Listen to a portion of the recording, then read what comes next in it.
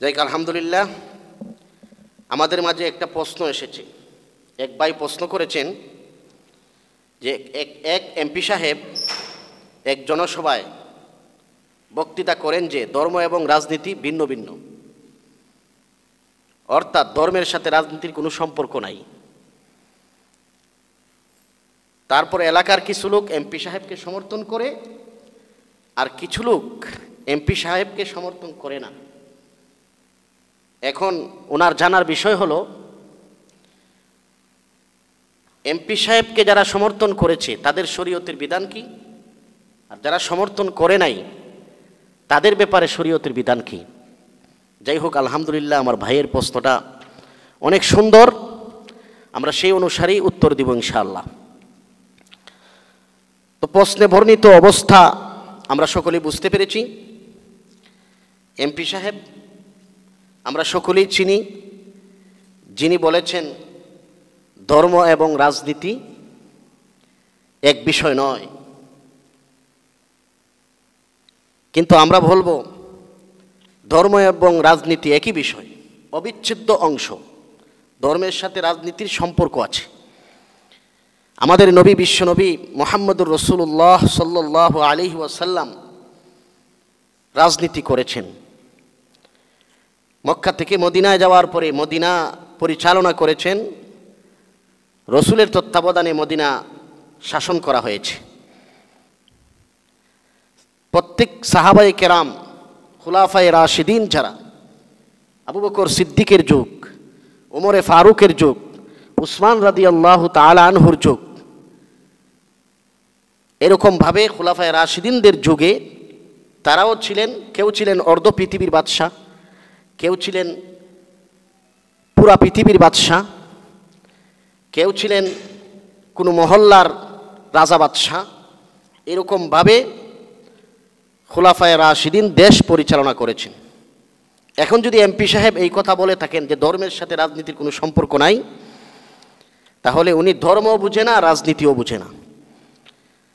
কিন্তু আমাদের একটা কথা আছে, সেই কথাটা হলো, বর্তমানে যে গান্দা পচা রাজনীতি চলছে, সেই রাজনীতির সাথে ইসলামের, কোরআনের, নবীজির, সাহাবায়ে কেরামের কোনো সম্পর্ক নাই। এটা অনুযায়ী, তার কথা অনুযায়ী এটা ঠিক আছে। আমাদের নবীর রাজনীতি আর ধর্ম এক। তারা যে দুর্নীতিবাজ, সন্ত্রাসবাদ, জঙ্গিবাদ, তারা যে জুলুমবাদ যে রাজনীতি করে, এটা বাস্তব, এটা রাজনীতির মধ্যে, ইসলামের রাজনীতিতে নাই। এটা ধর্ম এবং রাজনীতি, এটা ভিন্ন। কিন্তু আমাদের ধর্ম এবং রাজনীতি, রসুলের রাজনীতি, এটা সত্য। এটা যদি কেউ না মানে তাহলে সে মুসলমান থাকবে না। সহজ কথা হলো, ধর্মের সাথে যারাকে রাজনীতিকে আলাদা করে বলে যে ধর্মের সাথে রাজনীতির কোনো সম্পর্ক নাই, একথা বলার সাথে সাথে তাদের ঈমান চলে যাবে। যারা ওই এমপি সাহেবকে সমর্থন করেছে, সেই এমপি সাহেবও কাফের, মুরতাদ হয়ে যাবে। এমপি সাহেবও মুরতাদ হয়ে যাবে। প্রত্যেককে কালিমা পড়ে নতুন করে ঈমান আনতে হবে। কারণ এ ব্যাপারে আমি চাপাবাজি করলে চলবে না। কোরআন এবং হাদিস এবং ফিকহি দলিল প্রয়োজন।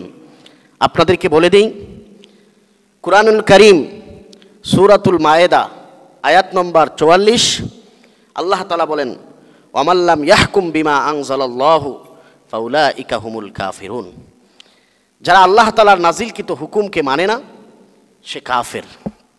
তাহলে রাজনীতি আল্লাহর রসুলের সাথে অঙ্গাঙ্গিভাবে জড়িত। কেউ যদি না মানে, সে সঙ্গে সঙ্গে কাফের হয়ে যাবে। অন্য একটা দলিল নেন, সূরাতুল বাকারা আয়াত নাম্বার 85, আল্লাহ তাআলা বলেন, আফাতুমিনুনা বিবাদিল কিতাব ওয়া তাকফুরুনা বিবাদ। তোমরা কি কোরআনের একটি অংশ মানো, আরেকটি অংশ মানো না, মুনাফিকদের মতো? তাহলে আমরা কোরআনের এ টু জেড মানি।